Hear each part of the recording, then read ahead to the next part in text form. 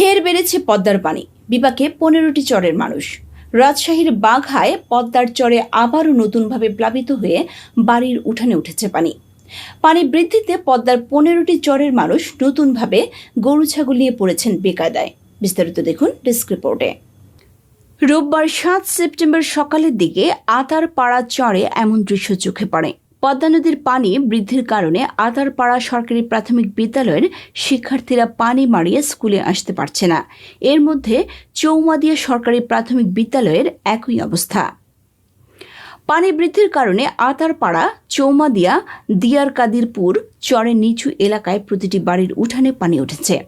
এতে পদ্মার 15টি চরের মানুষ নতুনভাবে গরু ছাগল নিয়ে পড়েছেন বেকায়দায়।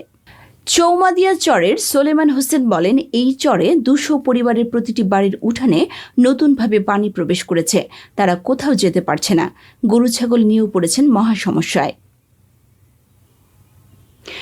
চকরাজাপুর ইউনিয়নের 2 নম্বর ওয়ার্ডের চৌমাদিয়া চরের সাবেক মেম্বার আব্দুর রহমান বলেন, পদ্মার মধ্যে 15টি চরের আয়তন 46 কিলোমিটার, জনসংখ্যা 15,500, জমির পরিমাণ 6,000 একর, মানুষের বসবাস প্রায় 3,500।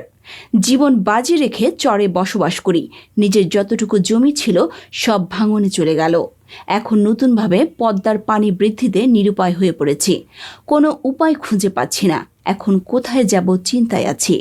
কালিদাসখালী চরের স্কুল শিক্ষক গোলাম মোস্তফা বলেন, পদ্মার ভাঙনের কারণে চকরাজাপুর মোজার চিহ্ন হারিয়ে গেছে। কালিদাসখালী চরের 3 ভাগের 2 ভাগই হারিয়ে গেছে।